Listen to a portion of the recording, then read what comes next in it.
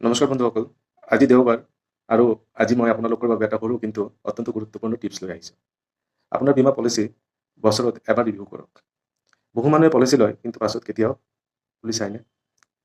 জীৱন সলনি হয়, আয় বাঢ়ে বা কমে, পৰিয়ালে নতুন সদস্য আহে, দায়িত্ব বাঢ়ে, খৰচ বাঢ়ে, কিন্তু বহু সময়ত পলিচি একেই থাকি যায়। এইটো এটা ডাঙৰ ভুল।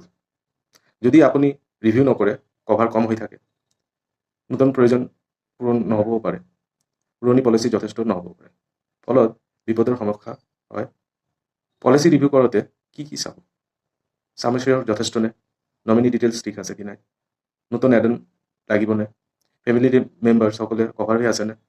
প্ৰিমিয়াম মেনেজ কৰিব পাৰিছেনে? এইবোৰ প্ৰশ্ন নিজকে সোধক। ধৰি লওক 5 বছৰ আগতে আপুনি এটা পলিচি লৈছিল, তেতিয়া আপুনি ছিংগল আছিল, এতিয়া পৰিয়াল আছে, একে কভাৰ যথেষ্টনে? নিশ্চয় নহয়।